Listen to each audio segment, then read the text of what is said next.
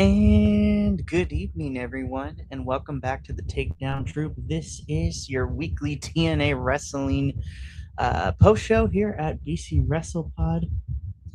My name is Mikey, and once again, I'm going to be rocking it solo this week for TNA.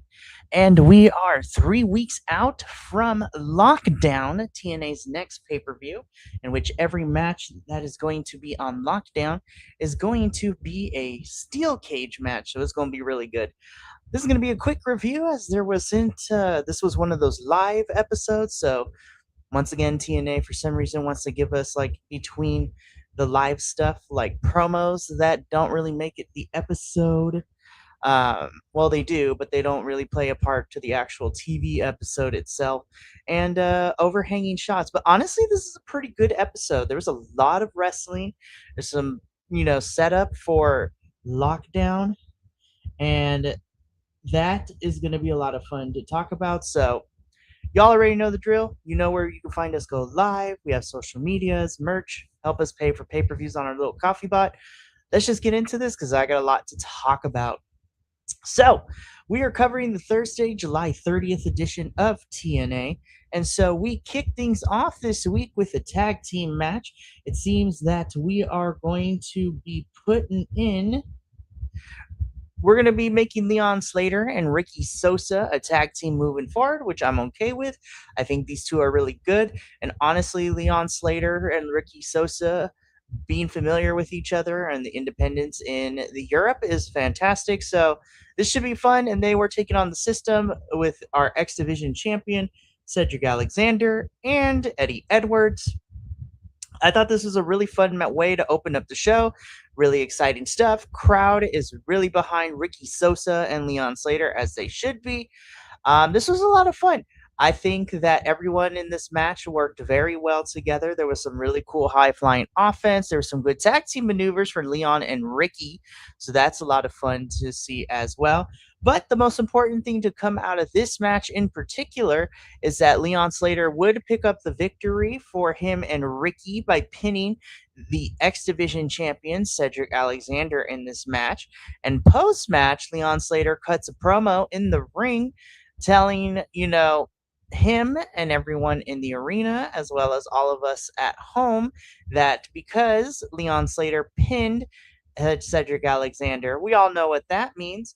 Leon Slater is going to get a championship match for the X Division Championship, but to add stakes to it and up the ante, Leon Slater would challenge Cedric Alexander to that X Division Championship match at Lockdown. So this match is going to be happening in a cage. I think it's going to be great. I think Cedric and Leon are really great. They have good chemistry together. And yeah, honestly, this was a really fun match, and I'm looking forward to that X Division match. So after our opening bout, we cut backstage where Mustafa Ali is backstage with the Secret Service, Mila Moore, and John Schuyler. And essentially, in this backstage promo, Mustafa Ali tells Mila Moore that he wants all of Order 4 at ringside for his international championship match, but he doesn't want anyone to get involved. So, we already know what's going to happen. This is setting up our main event in which Mustafa Ali will be defending the title against his Order 4 member, Jason Hodge, and we're going to talk about that match when we get to the main event. Now, we cut backstage and we go to our commentary team of Tom Hannafan and the Drama King, Matthew Raywald. And it is during this little portion of the show that they send their well wishes and regards to former TNA knockout Rebel. For those of you who are unaware, Rebel has been diagnosed with ALS. Sorry, my bad. ASL is American Sign Language.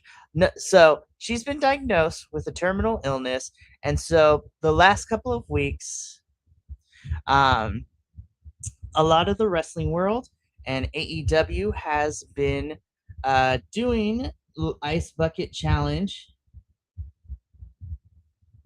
in order to be able to raise awareness and do all this stuff for Rebel. And TNA has kind of the time out of their episode to wish Rebel well and all that good stuff. So I love to see it. It's really nice, and the wrestling world loves Rebel, and we love her. Now, after this little moment, though, we get into our next match of the evening, which is the Knockouts Television Tournament, which is Indy Hartwell versus NXT star Thea Hale. I thought this was a really fun match, although it be it not like very short in terms of the match length, but I had a good time with it. I'm really happy to see Indy get some action again after we were in this weird triple threat uh, whirlwind that involved her and Mara Sade and Elena Black for the last couple of months. But honestly, it's great. And I love Thea. Now she's doing more in NXT with her. Um and it's I love Thea. I'm happy that she's doing more now in NXT because it seems that her and Jada are pairing up. But this was nice to see Thea. And honestly, I wouldn't mind if Thea would stay here in TNA for a little bit, because I really do like her. I think she's really great, and honestly, I think she's fantastic, man. Um, but Indy Hartwell would win this match. She's moving on. Commentary made it a point to say that TNA stars, the TNA Knockouts, want a TNA Knockout to hold this title, not an NXT star, which is true given over the last year or so. But really fun match. Indy Hartwell wins. She will be moving on to the next round of the tournament. Backstage, we see AJ Francis collecting money for Expressions as he is in the hospital. So AJ Francis is collecting money to help Expressions pay his medical bills. But, he runs into BDE and Rich Homie Swan, and they tell him that no, that Expressions got what's coming to him. They ain't going to donate. And AJ Francis, is admonishing them and then walks off. So once again, AJ is doing what AJ does best. I think whatever they're giving him, he rolls with it, and I appreciate that, AJ. But we're going to talk about him a little bit later because we're still in the vortex of what's to come at Lockdown, but we'll talk about that when we get there. Next up, we have an in-ring promo from Casey Navarro. Casey, reflects on his match against Nick Nemeth for the for the TNA World Championship last week, in which I touted was a star-making performance for Casey. And that was some good stuff. Honestly, this promo is really good. I said last week that Casey Navarro, that match was a star-making performance. And honestly, outside of Leon Slater, I honestly think that TNA has a really strong babyface in Casey Navarro. I do think that his mic work needs a little bit more of a polish.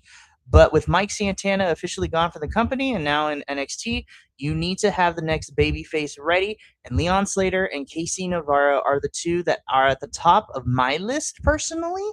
As far as babyface who could become world champions, but he is interrupted by the system, who tell that case that nobody's here to listen to Casey after he'd lost. Results matter and all that stuff.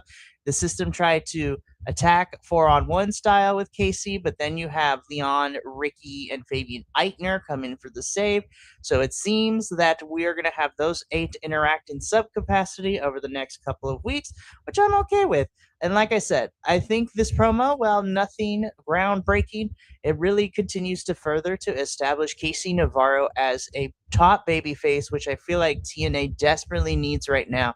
And I think him and Leon and Ricky Sosa right now are your big 3 young baby faces that you need to develop and get ready to push, because they're going to be holding it down for TNA for the next year or two. After this promo, though, we cut backstage really quickly because for some reason, Bunny, Allie cannot find Rosemary, and they have their Knockouts Tag Team Championship match coming up shortly. And so Daria tells Allie that if she cannot find Rosemary, she's going to have to forfeit the championships. So I don't know where's Rosemary. I don't know if there was some real life stuff that happened or if it's part of a storyline. But Allie is without a partner, and if she doesn't find Rosemary before the match, she will not. The titles will be forfeit. But speaking of titles, we cut backstage with Gia Miller our lovely backstage correspondent as she's interviewing TNA Knockouts champion Zaya Brookside. And Zaya basically says that she admonishes Elena Black, saying that Elena is the best, but she's not. And so NXT's Wendy Chu comes up and she talks to Zaya and she tells Zaya, I originally wasn't supposed to be here this evening, but I have a bone to pick with you. I didn't appreciate you attacking me next week. And if you say that you're the best, so put that championship on the line.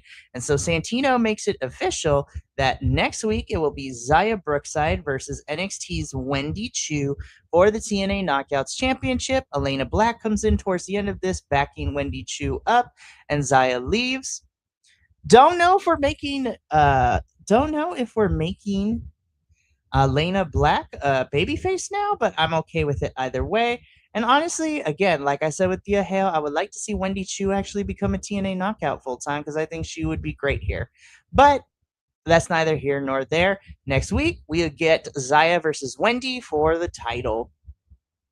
Next up, we have our TNA Knockouts World Tag Team Championship match, but it's not the way that you think. Allie could not find Rosemary, but she was able to convince Daria Ray to allow her to go 2-on-1 with this, and this match went with what you would expect. So the Elegance brand gets an advantage. Allie hulks out and, comes back. The concierge, George Iceman, and Mr. Elegance try to get involved. Allie hits them with the title and thus also hits the Elegance girls with the title, causing the disqualification. And that means that the Elegance brand win the match, but because it was caused by a DQ, Allie and Rosemary retain the championships, and a whole brawl breaks out. So it is it is what it is. I don't know what happened to Rosemary. I don't know if she wasn't able to be a part of the show, if there's a storyline of explain her absence, but we'll talk more about them a little bit later in the show. So the Hardys come out and they talk about how they're the GOATs of tag team wrestling. They, talk briefly about the Righteous Deletion match that we saw last week, beating the Righteous, but they are interrupted by Nick and Ryan Nemeth. They go back and forth, and ultimately, the most important thing to come out of this exchange between the four of them is that at TNA Lockdown, we will have the World Tag Team Championships on the line, as the Hardys will be defending the titles against the Nemeths inside a steel cage. And I'm just sitting here thinking to myself, so Nick is not... what this means is Nick is probably not going to be defending that world championship at Lockdown, but it is what it is. I can't complain with it at this point. Okay, I guess. I'm going to be honest, you guys. Like I said, I'm not the biggest fan of the Hardys with the tag team championships because they have beaten every single tag team under the sun here in TNA. They don't need the championships anymore. But again, I don't work for the company. I don't book for them. But this match should still be pretty fun because anything inside a cage is going to be fun because I'm a sicko and I have a propensity for violence. But it should be fun. Now, this is what I was talking about earlier. I swear I thought we were done with AJ Francis and Elijah after Elijah won his match against AJ and got the rights to everything back at Slammiversary. But apparently that is not the case because AJ Francis is still upset with Elijah and he blames him for expressions being in the hospital and everything that has happened. So Elijah also still got beef with AJ. So while we don't have an official graphic quite yet, it seems that we're going to be getting AJ and Elijah at a match at Lockdown. So again, at TNA Lockdown, if you do not know, every single match is inside a steel cage. So even though we didn't get an official graphic, it seems that we're heading towards AJ versus Elijah at Lockdown. And I'm just hoping that this is the end of the feud. Like this feud has been going on since the beginning of this year in January. Like we're done. Like I feel like there's nothing else for us to pull from here, but whatever. Anywho, let's keep going. Santino and Daria are backstage, and so Daria makes it official that at Lockdown, the Knockouts tag team titles are also going to be on the line at Lockdown. So Allie and Rosemary will be defending the titles against the Elegance brand. But more importantly, too, Daria says that they need to trim the roster, and Harley Hudson is at the top of the list to be cut. And I don't know if this was of Daria's own volition or this is what she was told to say, but with TNA and the way that there's like very limited talent left in their roster right now, with lots of people being asked to be released from their contracts and being granted said release. I don't like that they're playing this into a storyline, and I hope it's not true that Harley is looking to leave because we have no big powerhouses in the knockouts division right now. It is bare bones because all we have is the Elegance brand. We have Rosemary and Allie. We have Zaya, Mei Lee, and Elena and Indy. And then supposedly, I don't know if we're still going to hold Mara, if we're going to still have Mara Sade because her contract expired. Jody Threat is still here too, but we really don't have a lot of people left. So I really hope this is not an actual thing because I would be sad. But I hate that we're using that as a storyline given the fact of how much talent TNA has lost since the beginning of this year, and it's not great. Anyways, moving on. Like I said, we get that match. Jody Threat versus Jada Stone is next for in the Knockouts TV Championship match. This is a really fun one. I thought this was a good back and forth. Jada continues to impress as the newer one on the roster. Jody Threat is fantastic as well. Jada steals a win from Jody here by doing a surprise roll up. So Jada Stone moves on to the next round, and yeah, there's not much to talk about. Main event time. Told you this was going to be a quick episode. This is my favorite match of the entire night. This is for the TNA International Championship. Mustafa Ali versus his Order 4 member, Jason Hodge. Really good stuff. Really had a good time with all of this. This was super fun. Holy crap, the athleticism was great. Y'all need to go watch this. This is definitely worth a watch. My favorite match of the night. Towards the end, Mustafa Ali puts his feet on the rope to try to get an illegal pin win, but Tasha Steelz pushes the feet off the rope. Her and Mila Moore get into a fight, which causes all the Order 4 and the security guards to go head to the back, and Jason Hodge pulls out the victory, man. Your winner and new TNA International Champion, Jason Hodge. My goodness, this is a good match. I'm so happy to see Jason Hodge with the title. Yeah, this was a good match. I have nothing else to say. No, it's easily my favorite match of the night. And that's it for me for the TNA post show here tonight. Again, a little bit of a quick one. I didn't want to waste a lot of time because it's a pretty straightforward episode. Again, we are 3 weeks away from lockdown, so that should be a really fun pay-per-view. And we'll be here to talk about it afterwards as well. But we have reached the end of our regular post shows this week, and all that's left is tomorrow and Sunday we'll be doing a live watch along of WWE's SummerSlam, so it should be a good time. But that's going to be it for us here at BC Wrestle Pod. From all of us here to you at home, remember, take care of yourself, love one another, stay iconic, and more importantly than anything, you always deserve to finish your story. We'll catch you tomorrow or this weekend for some fun stuff for our SummerSlam watch along. But until then, sayonara, adios, and until next time, peace.